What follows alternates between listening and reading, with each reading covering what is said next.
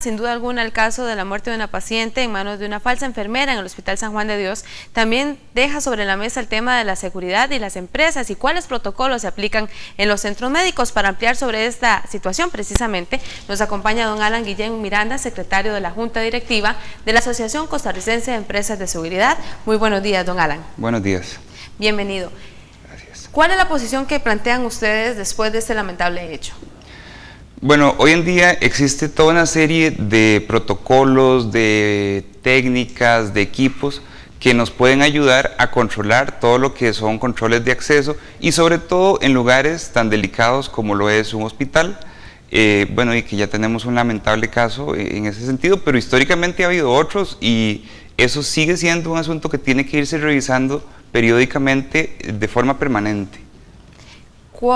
¿Qué acción? Menciona usted que ya existían otras situaciones que se han presentado, no con una muerte de una paciente, pero sí anomalías en el ingreso a los hospitales. ¿Ustedes han planteado algún tipo de cambio en las acciones para ser más rigurosos en los controles?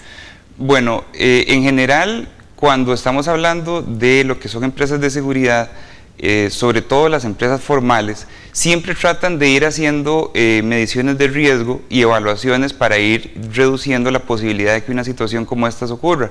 ¿Qué otros casos han pasado? Bueno, el tema de el conato de incendio y el incendio eventual en el Calderón Guardia y otras situaciones tal vez menos llamativas, pero que también han ocurrido.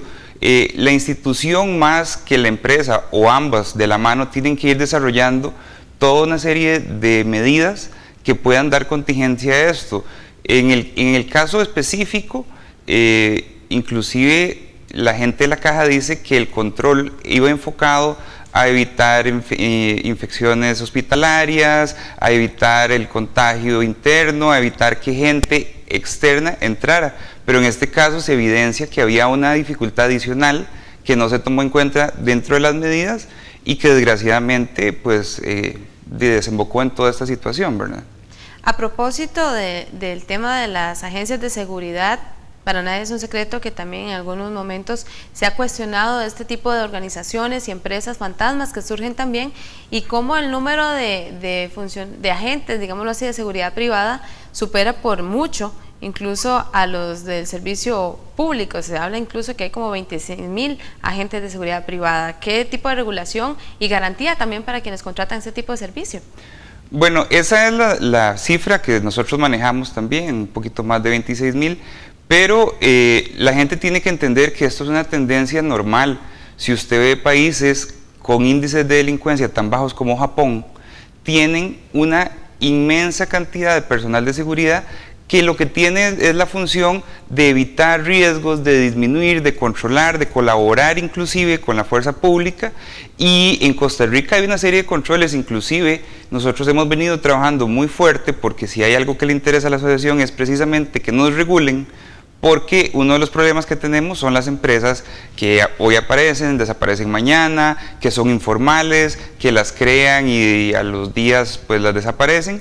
Y en eso yo creo que el Ministerio ha venido trabajando muy fuerte, no con todos los recursos que uno quisiera y que ellos mismos quisieran para regular, pero existe una ley específica que regula la actividad, tiene una serie de requisitos, estos se tienen que ir cumpliendo, no son perpetuos, tienen que irse renovando, entonces eso da por lo menos una garantía. ¿Qué le diría uno al cliente que tome en cuenta a la hora de contratar uno de estos servicios? Bueno, en primera instancia, que revise la tabla de cotización que le están presentando. Si ni siquiera cubre los salarios básicos de los oficiales, entonces tiene que señalar una alerta. La gente a veces decide contratar el servicio más económico por obvias razones, pero eso trae consecuencias muy desagradables.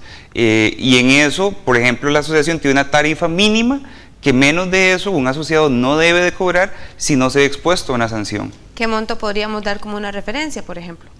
Bueno, para cubrir lo básico, lo que es salario y cargas sociales de los oficiales en un puesto de 24 horas, es decir, día y noche, debería de andar alrededor de 1.800.000 colones, tomando en cuenta que pues, son varios turnos y que se tiene que cubrir lo de la caja. Básicamente, sin ponerle muchos temas, si se requiere equipo especial, si se requiere algún tipo de supervisión particular o otro tipo de cosas. Pero digamos que ese es el monto que nosotros hemos manejado más o menos como un piso para este tipo de servicios. Y en este caso usted menciona precisamente que existe la ley y también se han planteado propuestas para hacer ajustes en el marco regulatorio. Claro. ¿Qué avance existe sobre esta propuesta o ya es un tema que quedó en el olvido?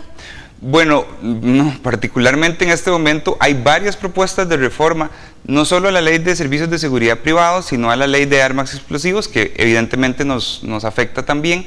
Se están trabajando en la Comisión de Seguridad y Narcotráfico, hay algunas que van más avanzadas que otras, hay una propuesta del gobierno en este sentido, y se siguen discutiendo, hay cosas que hay que seguir viendo, no es simplemente pues una reforma por una reforma, sino que tienen que tener sentido. La gente le da mucho miedo que haya mucha seguridad privada más que policías, pero son funciones distintas.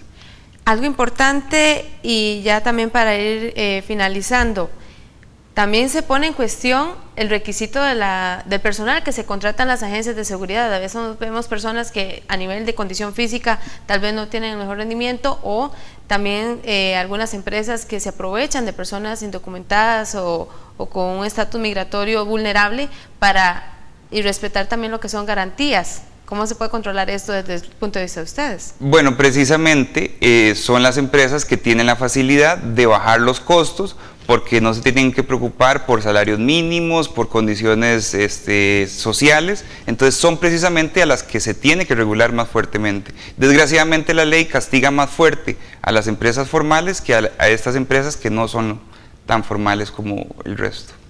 Perfecto, don Alan Guillén, secretario de la Junta Directiva de la Asociación Costarricense de Empresas de Seguridad, muchas gracias por participar con nosotros hoy en la mañana sobre este tema que sin duda alguna pues está en la palestra nacional. Mucho gusto. Bien, y es momento de hacer una pausa y ya regresamos con Hoy en la Mañana.